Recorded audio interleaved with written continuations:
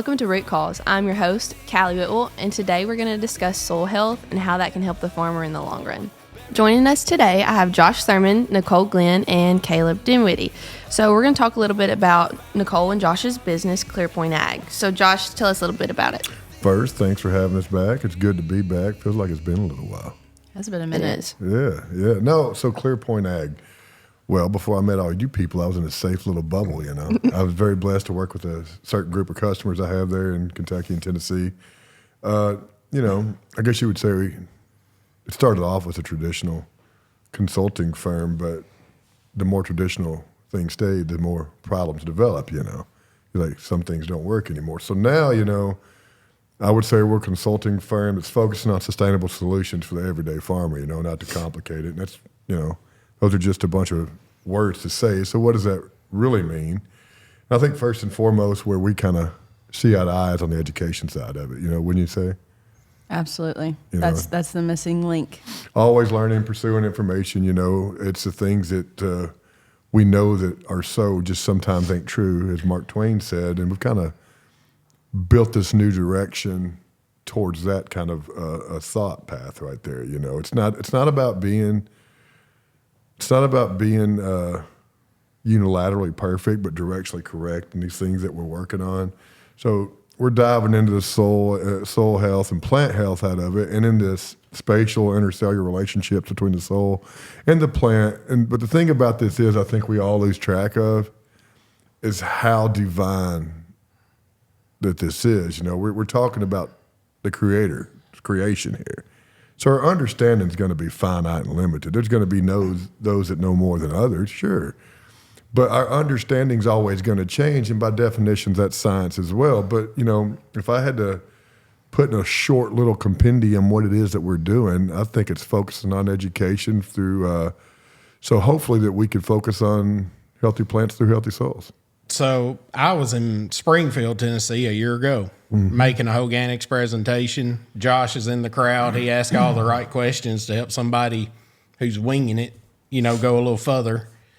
And after it's over, I got home at 1 o'clock. I told my wife on the way home, I said, I just met this guy, and he's really a gift to farmers, but he only works for 20 farmers. And she's like, well, that's kind of bad, isn't it? And I said, yeah. I said, we're going to change that, but it's going to be a lot of work. I underestimated the amount of work, Yeah. So, but anyway, yeah. So it's a challenge. You got big words, big thoughts, Nicole. And, but at the end of the day, my challenge is he can really drill this down to something that is all these big words, but actually will work on a row crop farm in America. That's it, man. And you're correct about that. Pardon me. Sometimes we miss the forest for the trees out there, but how do we make this practical? How do we imply this? How is this the actionable sequence of events that we can go out to a farm and make it practition? Because my whole career has been chasing yield. Mm-hmm. And that's it's a bad word, ain't it? It can be. It can be. I think for most people, they don't know where yield's coming from, and that's where we're kind of diving deep off into the books and old books and podcast conversations with people who's filling those space. I know you met Gary Zimmer, both of y'all did last week, who's just a wealth of information there. But it's looking at those people and how they've taken these steps and how do we implement these things, because this is the only path forward. I mean, it is. It's the only path that I can go with and lay my head down at night and try to get some sleep, And I think it's important to note, we are able to do this on large scale. I think that's what a lot of the salespeople, in our opinion, have said is you can't make that work on a large scale, and we're doing exactly that. We're making it work, whether you're growing tobacco or vegetable crops, or you're in the corn or soybean, wheat industry. You can make this happen on large scale. And I think a lot of people, if you listen to some of your crybaby salespeople, they're going to tell you that you can't. But that's exactly it. We are doing this on large scale. Well, you can or you can't. It's whatever you decide to do. That's it. And, we've been such naysayers, but here on the farm, we're changing it. Here we're not a big farm, but we farm 6,000-7,000. We're going to change because we ain't got any choice, Josh. Let's talk about just briefly the 2025 crop that's up in front of us. Where does it start with? What's the best way to start a crop? It's not just guessing at it, is it? I mean, if you go into this crop without a plan, you just went into war with a 7/16 wrench. Yeah, you don't have a weapon, do you? Yeah, and you're in a nuclear combat zone with a little tool that we've had forever. Mm-hmm. So how can you help? How can all of us help farmers? You said it right there first. The onus is, and the responsibility is on the farmers. We can have the greatest actionable sequences laid out in front of us, but the farmer is ultimately the one who has to commit to do those and commit to them in the steps that we line out. And that's kind of where we've headed in with ClearPoint, I would say, is probably in the crop planning side of things. Scouting is what it started at, but I think it's getting more into the crop planning and understand the physiology and plant functions, but I digress. So where do we start? We start with crop planning. What are our goals? What's your goals? What's your context? That's what we want to do. We want to meet you at your context. We don't want to go and just reinvent the wheel overnight. What are you good at? What are the things that you're efficient at? Let's focus in on that and see what we're working with there. Focus on some inefficiencies. You say you're having to put 200 units of nitrogen down to make a corn crop, but how do you know that you need that? Do you know that you need University. that? That's what the university told me. That's what's up. Okay, hang on. While you're talking about that, let's talk about your background, Nicole, on how, like, you're a traditional agronomist. You went to school, you got all your background, whatever. Let's talk about how are you now here at ClearPoint? Yeah, that's a great story. So I guess just to kind of open it up, I went to Murray State for undergrad and then went to Mississippi State to get my grad degree because I thought that's what I really needed to do, was to be the great agronomist, the ideal agronomist. I needed to get all of this education. And while that education was, it was very useful, and I'm grateful for that education because honestly it has gotten me where I am today. But there is a certain way that I feel like we are trained in the higher education system to be thinking a certain way, and that is in the business of killing. When we go to class, going to herbicide technology, it's like, okay, if we have these weeds out here, we just need to kill them. We have a lot of insects out there, let's kill them with an insecticide. If we have nematodes, we need to put out an nematicide. So I quickly realized that we are in the business of trying to kill everything and instead of working with the ecology, working with the soil and the system that is present there, we're working against that. So that was kind of the first thing is like, okay, why are we applying all of these pesticides? Why are we trying to kill everything in the system just to get this crop to grow? It's like, all right, what if we think in the other direction? And that's where I feel like a lot of people are like, whoa, watch out. You're going to take away some of my nitrogen, take away some of those salt fertilizers? No, I'm not having that. I'm like, okay, well, that doesn't really make a whole lot of sense to me. Also, if you think about the research side of things, like Josh was talking about, how do we actually know that we need that 200 pounds of nitrogen? Because a lot of that comes from the universities. But what the universities are doing is they're isolating these treatments. So we're thinking about one product and how it gives us 5 bushels. But at the end of the day, if we're coming in with some of those high salt fertilizers, they could be doing a lot more harm than they are good. And when you're in the universities, you're just looking at that one treatment. And we know that this is all of a system. Mm-hmm. This is all a system. We're trying to manage an ecology. So that doesn't mean just that 200 pounds of nitrogen is going to produce what we need it to. Right. We have to think about how it is actually working in the system. So I'm like, all right, we've been looking at these silver bullets for a very long time. Why don't we look at the system as a whole and try to tweak it? I'm going to steal your thunder for just a second. So in 17 and 18, we did trials of the N, P, and K, different rates. Now, nitrogen, we did a 0 on corn, and we made like 130, 40 bushels of corn. But 0.1 on P and K in all those trials. And we're talking about low rate to really extreme rates. So that's what put me to thinking. So that's how I got here. Crop planning. But you know what? Isn't it amazing? 17, it's taken me, so I'm not all that smart. It's taken me a long time to get from 17 to here, but here we are. And so the biggest problem here is the person to get them to change. And we've been changing over all this time, but it's a slow, gradual thing.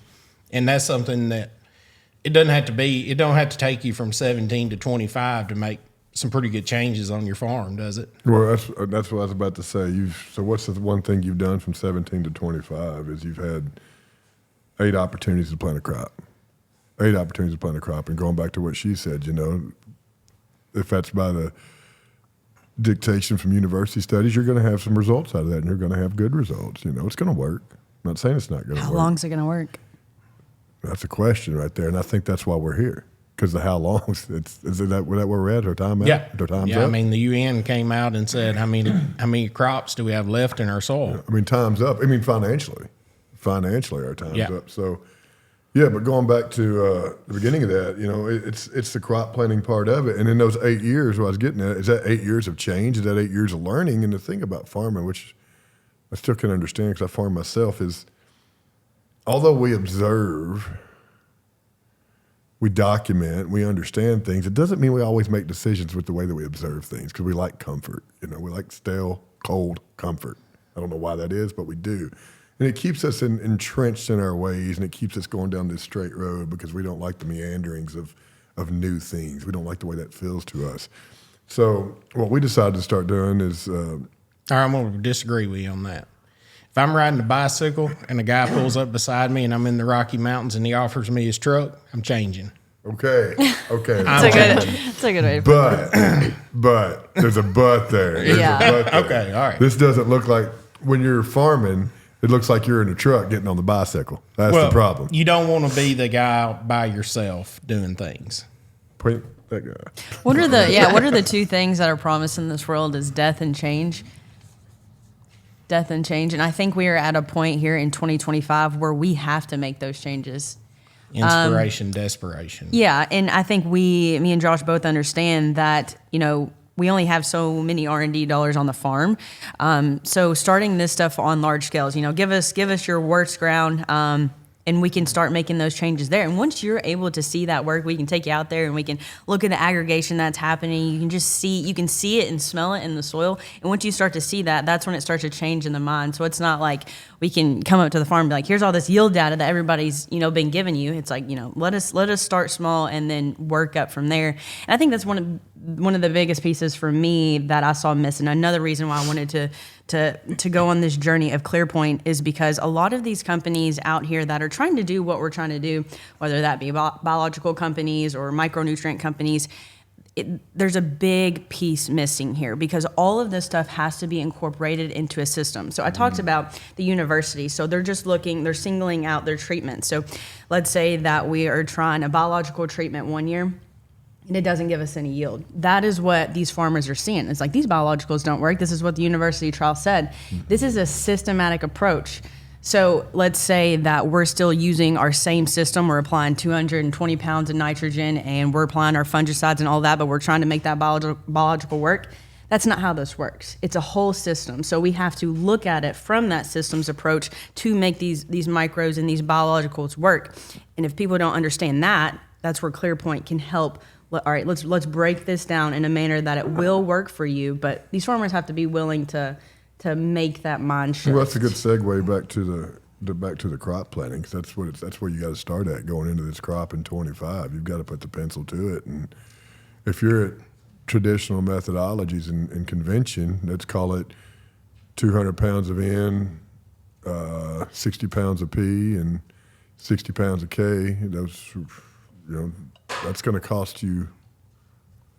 I don't have the numbers in front of me, but that's going to cost you more than you're going to get out of it, is my point. Yeah. And so with Holganix, I mean, for our biology to have a chance. So, Nicole, I guess you're alluding to, if you're out here and your first shot at making a change on your farm is one application of sugar, that's not going to change your farm overnight. You didn't get here today, and you're not going to get out of here today. Mm-hmm. So that's one of the things. But we have to preach, Callie. You have to give our biology a reason to work, and that's the teaching component here. But the crazy thing is, we inherently know that biology works because there's processes that are dictated through biology. We understand that. But when you tell people to apply it or substrates of biology, or you tell people to put, let's call it reducing and non-reducing sugars there for a food source of soluble carbon, they think they don't understand it. But you understand biology living. You understand there. I mean, you can't go through the nitrogen cycle or any cycle without biology, But when you start talking about how to play into it, for some reason that conversation hits that wall right there, I had the conversation actually after we had left the Holganix booth the other day. I had a grower say, I'm doing all of this stuff. I'm incorporating all kinds of things into my system, and I want to be able to add your products in there and gain a couple bushels. I'm like, we're not the people for you. Yeah. We're not the people for you unless you're willing to do some of the things that are a detriment to your soil health, to your soil biology. Then what we are trying to recommend is not going to work for you. And we're the first people to say that is this stuff won't work for you if you're not willing to let it work for you. I've talked to many people, and I'm like, if you're not going to reduce your NP and K, like, I love you as a person, you're a great farmer, but there's no point in wasting your money on the product if you won't reduce it. Absolutely. And I think people need to be upfront about that. There's a lot of people out there that be like, oh, this is going to give you X, Just to Y, get and the Z. sale. Just to get the sale. That's not okay. But that's not what it's okay. about at this point in the farming industry. We need to make the full change. But of course, we've been in this longer than them. A little bit. A little bit, yeah. Let's hear it. Just a little bit. Yeah, so why is it so combative? Because we're diametrically opposed to the structural integrity of an industrialized system. You know, like they're sitting there and we're starting to go in there with our D9 at the underpinnings of it, aren't we? We're All starting right. But at the end of the day, in this systems approach, you're not saying we don't have to have fertility. I'm not saying anything. We may have to have an insecticide. We may have to have fungicide. We're going to get in They're great episodes. tools. But as far as just budgeting lambda in every application, why? Why do we farm prescriptive? Like, that's too prescriptive. Why?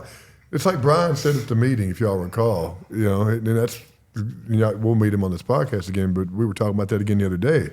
They were telling him to use a fungicide 6 months before. He's like, well, how can you tell me that? And the answer was, because we know. He's like, there's no way you can. And he's correct. Yeah. That's how prescriptive this thing's become. What's the point? What's the point of going to somebody? I get mad about that, but what's the damn point of going to someone's farm and telling them what to do 6 months from now, man? Like, shouldn't it be our job to go out there and play to the natural proclivities of the system and add the things that need to add in terms of trace minerals to prevent diseases instead of saying, let's wait till we get it and put a fungicide? Why do we not want to grow a healthier plant, man? You know, why do we not want to do these things? You know, do you think insecticide and fungicides inherently are healthy? I mean, what do you think? A plant's got to break them down. Yeah. And and some of those compounds are proteolytic. They can be. It takes metabolic energy to break those down. I mean, if we're already at an energy drain, we don't have a lot of leftover energy in that plant anyway. That's a great segment to get away from big words. So your whole world is about plant energy. Energy drain, energy gain. Yeah. And so we're here today on my wheat. So far, no insecticide application. Pretty amazing to me. Most years I'd already be 4 trips of lambda with a seed treatment and a fungicide on the seed, insecticide, fungicide on the seed. But here today, I mean, we don't know how it turns out. But I walked your wheat yesterday. I didn't see a thing. Yep. And our wheat's late this year. They're about 3 weeks behind last We're year. about 3 weeks behind.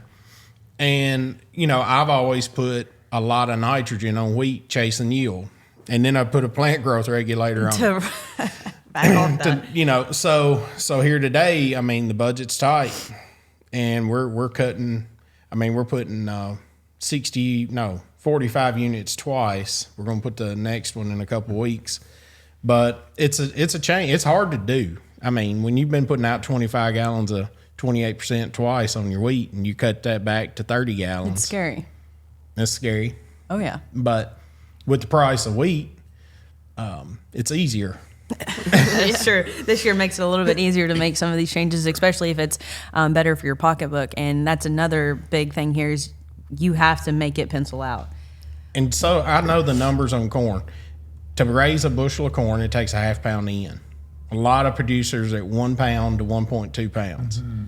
So we're 50% inefficient. And that's what you're saying is we got to get out here and figure out how to make these fertilized dollars we're spending to how do we get from 50% efficiency. We'll never get to 100, but can we get to 90 or 95? And that's your point. Yeah. I mean, it's knowing, it's not treating things like they're on an island. You know, it's knowing what to use with what to get to efficiencies there. Yes, that's exactly what it is. So as I'm a little bit too much dollar generated. That's what tricks my trigger.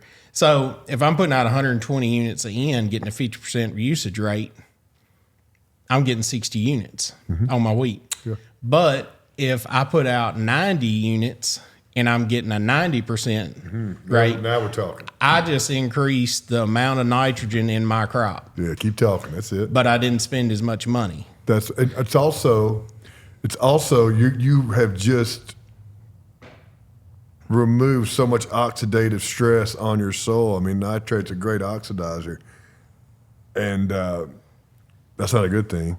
But and you just took out 30 units of that. You just took out 30 units of something that's deleterious to our soil life and health, and to the plants as well, if we want to be directly honest about that. So it's also not just removing. It's like addition by subtraction. A lot of this is. So when we remove these things, it's not like, oh man, I'm going to be a detriment now. Remove nitrogen. No, you're not. I mean, no, you're not. No, you're not. We're adding enzyme cofactors with that.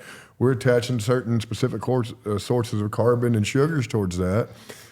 So we're putting the plant in a better opportunity to do what God made it to do. When we do that, I think about it stimulating that plant's natural defense system against itself. So once we can reduce some of that, we're letting that soil and that plant do a little bit more work. And if we can do that with getting away from some of the inputs that we're putting into it, that's the biggest thing. I kind of break it down, think about COVID, or, we have natural immunity ourselves. And I remember an article coming out after COVID that said, your best defense against COVID was your natural immunity. It wasn't the shot. It wasn't the mask or separating 6 feet from people. It was your natural immunity. It's kind of the same in the plants. A lot of these things that we do decrease that natural immunity. So they produce secondary metabolites. That's kind of like them being able to adapt to their environment, and it's their natural immunity. So like in the last, how many years has tar spot been here in the country prevalent?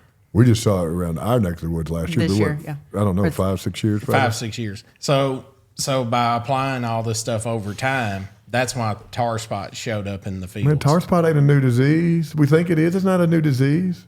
We got unhealthy plants. I mean, if insecticides and fungicides were so damn good, why do we got to keep applying them all the time? Yeah. I'm not saying we're never not going to use them. I'm not going to speak in absolutes. But if they were what we're told they are, what they're heralded as, why we got to keep using them? Why? So how'd you figure that out?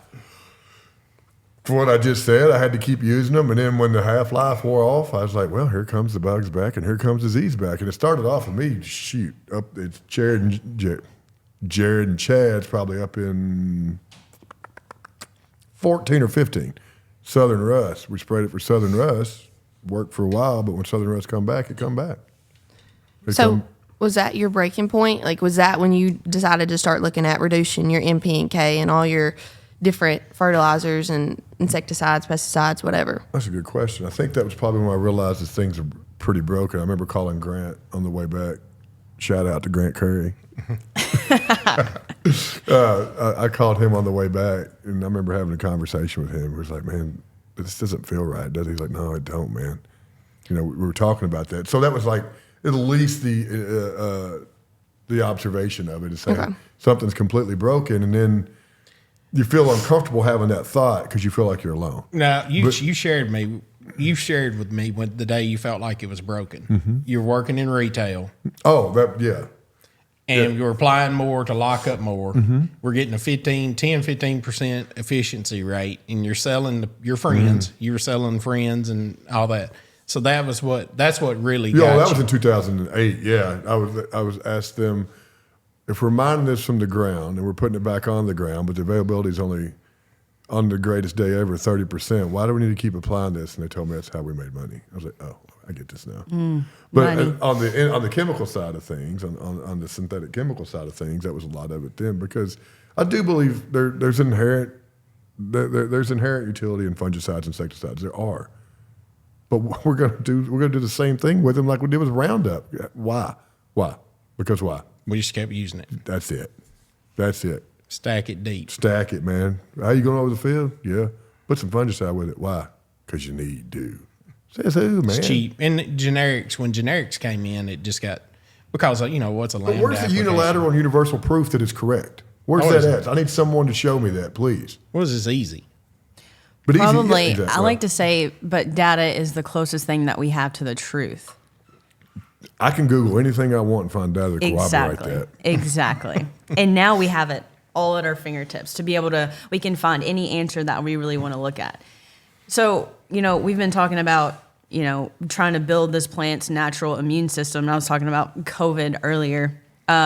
What if we have a compromised immune system, though? So Josh, what are we actually doing? So we're trying to help that immune system be the biggest, baddest there is out there. And if we think about how we can build our natural immunity is a lot of the times getting nutrients through food, but we can't always do that. So if we have a healthy immune system, say for COVID, we need vitamin D, E, C, zinc. Is that kind of what we're trying to do for these plants? Everybody do their homework. Just look up, because exactly what you're saying, just look up passive immunity and active immunity. So just because you think we're not making all this up, look both of those up and there you go. You're like, okay. And you play to those. You play to the systems. You understand the system. You understand what nutrients do. You understand that a lot are vitamin precursors, that you just said. Give them that Flintstone gummy. That's what I like to say. Is like we're trying to keep that plant healthy. So when it's time for those funguses, that bacteria, those insects start to set in, because that will happen if you have an unhealthy plant. But we are making that plant healthy throughout the season to when it comes down to it, that plant can fight for itself. Yeah, look those up. Now, here's a question. If someone come to your farm talking like we do, let's say, and you're not an average farmer, but there's nothing wrong with an average farmer. I'm just saying a farmer who's entrenched in methodologies. How would you feel if somebody come to your place telling you all this? So? Like I'd failed, and I would be skeptical. Exactly. And you should be. As you should be. And you should be. That's it. But, and that's why it's taking me 17, it's taking me 17 to 25. Yeah. So, which we've made changes all the way, but I'll be honest, I've made more changes since last March after meeting Josh, because this is doable. It's doable on a big scale, but you got to have a plan. That's it, man. And we lay the steps out, and then, we're getting started, and then we don't want to guess on anything. So there on the applications, on the telling the things, we're going to be doing some testing to make sure that we're not leaving anything undone. Make sure auto levels are where they need to be in the plant, and then we're going to start developing this database based off some inputs, so we can have these marks and data points, so then we can start tracking this thing and get predictive with it. And we'll leave that for different conversations and for people we deal with. But, but going back real quick, Brian Peterson, who we all know, he farms a little south of where I'm from. And he's a Major League Baseball player, played for whatever he played for, but has been farming for 7 to 9 years. But I've never met somebody who's never been around anything. We've been around it our whole life. All of us have, our whole life. Met somebody who's been around something for 7 to 9 years, who has a functional understanding like he does. You know why he does that? Because he was unburdened by knowing. And that's important. He was unburdened by knowing. He had everything to learn and nothing to lose. We walk out there, our chest puffs out, our chin up in there. Man, we know it all, don't we? We know what to do. Man, we don't know shit. We don't. This system is divine. And until we get out of our own way and start looking that these plants is living and breathing, the soil is living and breathing, we're going to continue to fail. And our backs are going to be up against this wall every time this market swings the way it is right now. Until we put change upon our shoulders and to realize that, hey, man, maybe there is a different way. Hey, man, maybe every time that you said tar spot rolls around, maybe I don't have to be out there spraying. My neighbor may have it, but maybe I don't. How could that be? Well, maybe you actually took the direction and built a healthier plant and a healthier system, man. That's what it's all about. That was one of my big things is you go out in the field and you're going to have, let's say a group of agronomists go out in the field. Probably 8 out of 10 of them are probably going to say the issues like compaction, something of that sort. In my mind, and I felt like I was so wrong, until I met you guys. I was like, what if that's more than just compaction? I want to be able to tell that grower there is something that we can do about this other than putting a ripper through it. Why don't we why is that soil compactable? What can we do to be able to make that soil where it isn't as compactable? If we want to put something natural in the system, like a cover crop, to be able to give that biology more roots to be living, why does it seem like it's such a bad thing to make a recommendation like that?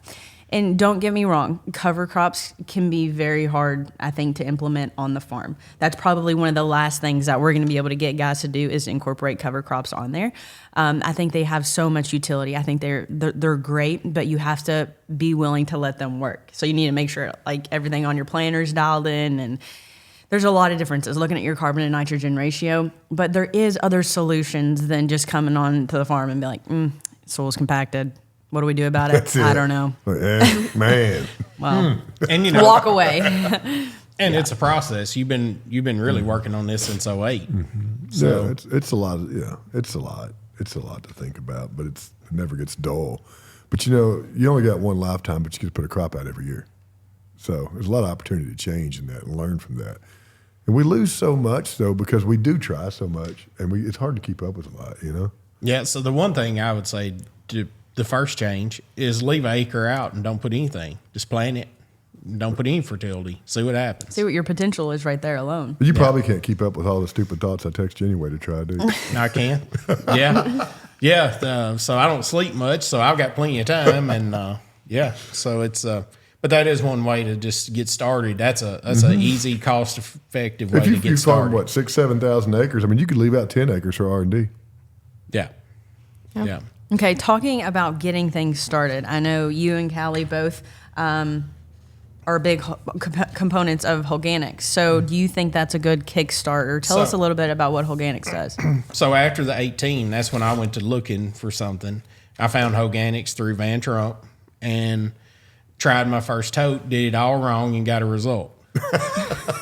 And then I called to find out about my result, and I learned that their overall mission is to get us to a more efficient system. Half of the synthetic fertilizer bought in America is wasted, and it's a don't hold me to it, $20 billion market. So that's $10 billion that's coming out of farmer pockets, and not helping the grower and not helping the environment. So when I learned that was one of their big missions, I said, well, okay, all right. So, and then they said we can increase yield, and I thought, well, okay. So if we can reduce inputs, increase yield, what an opportunity, and how to implement it. Now we got a carbon program in Holganix. Things are going really well. We're building speed, but the customers that we have that are not willing to make cuts, they're not for them. They look at it as an added cost, don't they? Like, how am I going to add a cost in there if I'm not? Yeah, okay. They don't realize that balance of if you reduce your fertilizers and then buy the product, you're compensating. Like it's just a trade-off. So, Callie, you looked at a bunch of Holganix acres this year, did you not? So what are some of those differences that you saw? So, I mean, we've talked about how maybe yield isn't really our driver there, but there is certain things that it's actually changing, say, with the root structure. What are some of those things that you saw? So did a lot of root digs. That was one of the most noticeable differences was just had the root mass on a Holganix plant versus a check plant. And then I had some guys down in southern middle Tennessee, and they were in a drought. Went down there one time, could not dig their roots up. Told them, call me back when you get some rain. Came back a few weeks later. It was still tough to dig, but just the water retention in the Holganix plant versus the check plant was extremely different. Like it was just so much more, it was easier to dig and more soft. It was that better soil. And we've seen higher yields when you reduce your NP and K. I've had farmers that didn't do it, and then they did it the next year, and they got a bigger yield bump. So, it's all about just doing the necessary practices. Yeah, but it's pretty neat for sure. Let it work. I think go ahead. You can't give up. Yeah, you gotta keep doing it. That's it. Seeing it through. Seeing it through. Yeah. So, and then you have to adjust, and you can't repeat it. Nothing's repeatable in this business, is it? No, it's not. And hey, Holganix is a great product, but there's some things we can do from where I sit on this side of the table as an independent consultant that if you're using it, give us a shout. We could play with that. So let's go into that. So if we have a nutrient deficiency show up, there's ways we can battle that. Yeah, absolutely. And let's talk about it. Soil testing. You're taking a thimble full to measure. You're doing that you're doing that for 30 seconds. You're gonna make a decision about the outcome of your farm for the rest of the year. So if I take an ambulance ride day to the hospital, first thing they're gonna do is weigh me. Second thing they're gonna do is take my blood. So why aren't we taking the blood of the plant and figuring it out? That's what we're getting to. That's what we're getting into. We're very lucky to lead that directive where we're from. Listen, it's nothing new. It's been done before, but we're just and there's people doing a great job with it. But where we're from, it's been tissue all the way down. Tissue's got utility. I'm not sitting here to just dunk on it or anything. It's not what I'm saying. I think we can go a step further to make more informed decisions. So with the sap that we're going to direct through. If it was cloudy the day before, that's going to skew the day. Is it going to skew the sap test? Well, any conditions when you're talking about vascular streams or what's flowing through that plant, probably I think moisture is going to be your biggest one right there. It's going to be moisture. But the point about it is that I want to have directed readings and take field conditions, everything. We don't have to go through all that right now. But what it's going to give is predictive, because we're not going to be at the end of that metabolic chain. It's going to be like the metabolic precursor. We're going to know what's happening before there is something. So we can get predictive with that. And that's where I want to get to. I'm not saying soil sampling is not important, but listen, guys, what year is it?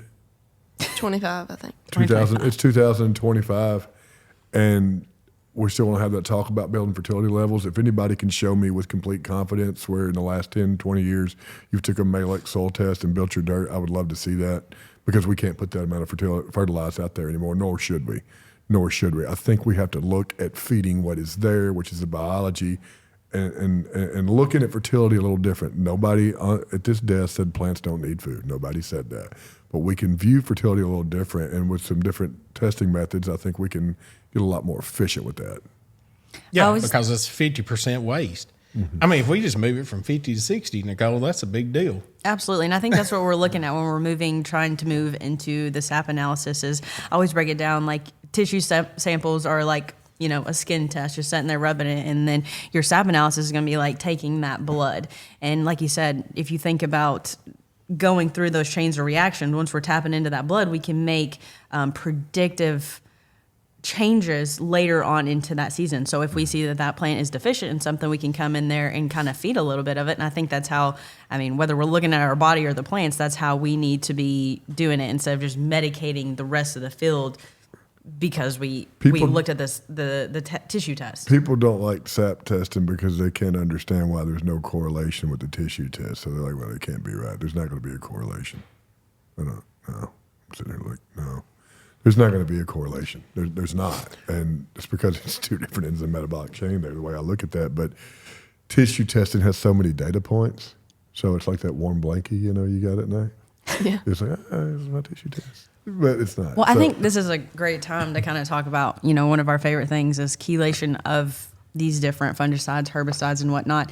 When you're looking at that tissue test and it tells you have correct levels of zinc, manganese, whatever, that's not taking into account if that is actually chelated. So if you think about looking at that nutrient, and then it can actually be chelated from some of those herbicides or those fungicides because it's tied up in the physiology of that plant. Yeah, tissue tests wouldn't show some of those because of the oxidative states of them. But yeah, and that's what I want to do with our SAP testing too, is to figure out what's. So to bring that down to zero. So if you're spraying Roundup, you're tying up most of the constituents of photosynthesis. Okay, but Nicole, what you're saying about the chelated stuff. So if it's to make it available, so I could die of dehydration standing in a bucket of water if I don't bend over and drink. So it can be plenty of water there, and I could still die of dehydration. You're saying that we got to have these elements have got to not only be there, they got to be available. They have to be available for that You have a keen plant. ability to break things down and make it relatable. Look, it's so understandable, but where did that come from? Well, I've heard it before. I've bought all kind of chelated. I told Josh we're going to do it in the upcoming episode. We need to do an episode on. We will. We'll get to that. We don't want to open a can of worms today, but you're correct. We'll get to that. I don't know what we're getting, but the point of it is number one, the bigger the roots, the more exploratory for nutrients that are there. That's key number one. Mm-hmm. Key number two is making them available and getting them in the plant and being efficient with it instead of just putting more on. Yeah, plants don't just grow off of N, P, and K. And if we don't have those available micronutrients, say, for example, manganese, which is going to be kind of like that that nutrient that is going to help with that immune system and the shikimate pathway, that's one of the main nutrients that we need to be able to fight against a lot of those pests, whatever it is. And if we don't have that manganese available because it's chelated in the plant, then that it makes that plant susceptible to any of those diseases, those insects that it could naturally fight off. Even if it is in such a minuscule amount, if it's not available, right, then... And if we got the biology working, we got big roots, and we see things, we can foliar apply products to sustain as long as you know the the plants. Form. Yeah, you need to know what the you're right doing, form. how you do it. Correct. But Callie, here's another good one. I've never got full by rubbing a steak on my hand. I've never gotten that full sensation. So, but we can do that with some foliar things. But at the end of the day, it's about the soil health and what the soil's giving the plant. That's just a Band-Aid. Right. What you're applying to that plant, though, is ultimately going down into that system. It is moving down to feed that biology in the soil. So that's kind of our approach is if we have a healthy plant, we're going to have a healthy soil because we are feeding that biology what we're putting into that plant. You're changing the carbohydrate amino acid profile is probably what we're trying to get at. Yeah. So if we spray it on the leaf, it ends up at the root X. Well, it's just going to change the complexity of what's going on inside your plant. Right. And here's the deal. There's a lot of cheap stuff goes on in ag, man. A lot of cheap platitudes, cheap thrills. We're here to fix it. We've got the answer, man. Be wary of all that. Be wary of me. Always ask people the next question and make sure they can answer that, because that's the problem. Everybody wants to tell you how to do something. They won't tell you why you're going to do it though. So make sure the people that's telling you these things have the knowledge and education to back that up, so you can see this all the way through. Because if not, it gets distorted. The system looks like a failure when you didn't try it correctly in the first place, and a lot of times that's no fault to the farmer. I just want to get that out there. No fault to the farmer, or really and truly, I'm going to defend the universities. They're just doing what's popular. What money is where's their money is coming from? Is a bunch of these big ag companies, and of course they're going to be like, oh, well, let's try out X, Y, and Z fungicide because that's what's paying the bills. I don't know. There's no fault to the universities. As I said, I think they've been doing what we've always been doing, and it's time to look at things differently, even if it's not making everybody money on this end of things. Yeah, I mean, the overall goal here is to get a margin in this business. So, I mean, we're in $4 corn. We may be there for a decade. I don't know. And we may go to $3. But our cost of production in a real business would be somewhere in the neighborhood of $2, $2.50. So that's where we got to get. We got to gain some margin back, and that's what this is all about, and it's sustaining the farm. Unlock your farm's full potential with Profit Max. Gain access to advanced tools and analytics that identify key areas for increased profitability. Work with seasoned professionals who craft tailored strategies for your unique challenges. Ready for success? Start with a personalized consultation at rootcauseag.com. Yeah. Okay, I have one more question and then we're going to wrap it up. So we were talking about SAP test, analysis, whatever. Why, if that is so much better than a tissue test, why is it not popular? And why are people not pushing it? Like, I do understand it has to be sent off and it's harder to do. So is that the main reason? It's just harder to do, or more people are doing tissue tests and feel more comfortable with that? Man, people are lazy. Yeah. I think that's it. It's expensive. Oh, yeah, I guess so. My brain People are don't work tight. that way. Yeah, Our goal is to get that down. It is. Yeah, it is expensive. And I think that it becomes a. But you don't have to do every field and every No, acre. but I think it becomes, again, going back to so how many data points. I can't remember. I was sitting in a meeting. This guy was talking about how many. I'm going to throw a number out there. I don't know if it's right. 75,000 data points of tissue analysis. But I didn't say this out loud, but I was like, but if none of those are absolutely correct, then what good is one data point? Yeah. Because the problem has to go with some. I'm not going to get into that because that tells things you don't want to tell. There's some inaccuracies in it. There's inaccuracies in everything. Yeah. But there's some things that can show available that aren't available that perhaps won't do that in another form of testing. And if we can get the inconsistencies narrowed down, then we have a better shot at success. So to answer your question, I think there's so many data points out there, and people see these levels, and they want to say this yield equals that level. I don't agree with that anyway, but this equals to that. And they have these things to stare at. Put this product on. We've got 65,000 data points. It'll raise your P 2% in your plant. That's what you need to do. And it's the modernization of the fertilizer industry is what it is, isn't it? Yeah. I'm not saying it's wrong or bad. I'm just saying it's a better way to test. And I think it's right. Probably it's a little expensive. People don't like the headache of overnighting a sample, and they don't really know what to do with the information when they have it. Well, it hasn't been around for a long time. Or it has been around for a long time. Nova's been doing it for a while. But it's not been like soil testing. Brian told me that. We was talking about it the other day on the phone. We had some fun conversations first thing in the morning, but that one was about the sap testing. And I'm thinking, we've been doing it in the Netherlands for a while, the fruit and vegetable industries. And everything that we're going to take everything that we learn is going to come from those industries. But in row crop, it's probably not been that long. I'm just trying to think where I read that at. I can't remember right now. Yeah. So, Callie, I guess it's in summation time. So, can I say something before we do that? You bet. So to kind of wrap us up, I actually just thought about this just now. There was a reading yesterday when I was at church. There towards the end, it says, "Therefore I have now brought you the first fruits of the products of the soil which you, O Lord, have given me." I think there's so much power in that statement. And when I was sitting there, I was like, the Lord intended this system to work for us. And I think if he, came down today, he'd be like, "What are y'all doing?" Mm-hmm. He would see almond milk and be like, "What? What? Oat milk? Raw Look, milk. I gave you a cow for this reason, dude." Milk. Yeah. This system can work for us if we allow it to. And I'm not saying Josh and I are that solution to it, but there is other methods to but farm. I'm a farmer, and I'm sitting at home at night, and it's planting time, and may or may not have my plan together. So, and this comes out mid-March. We're talking about this. This is something to reach out with ClearPoint. We can do some things. We can dial back cost and not sacrifice yield. It may not be your conventional way, and this is a process. It's not going to happen overnight. Just like Callie and I, we've got Holganix. Anybody has anything there, reach out. We can help with that. We can get you signed up to get started in 2026 into something that's We'd love the opportunity to come to revolutionary. your farm and talk to you. There are people, that can help you with this transition. I think that's the biggest thing is don't just trust the salesperson that's coming to you and be like, do this, do this, do that. Make sure they know what they're talking about. There are people that are doing this and they can make that transition easier so you can sleep better at night. Y'all can say what you want, though. It's crazy people trust crazy people. That's right. You can see that all the way through history.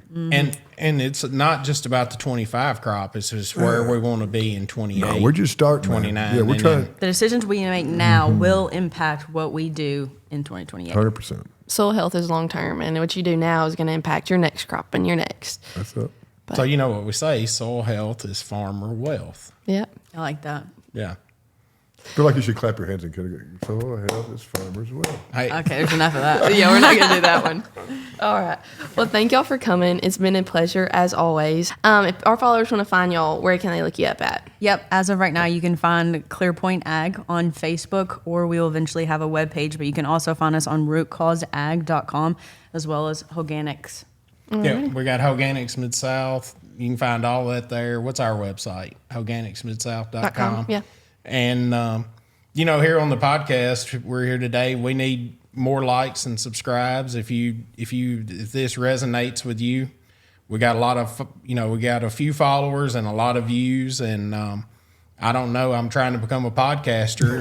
And You're doing great, Caleb. So I need some help with that. And, if you got great comments or something you'd like to have us talk about, be sure and email us that. And if you got bad comments, just keep them to yourself, But anyway, always like, subscribe, follow, hashtag the whole 9 yards, and we appreciate it. And Callie, won't you sign us off? Thank y'all for watching. Be sure to like, comment, and subscribe, and stay tuned for future episodes.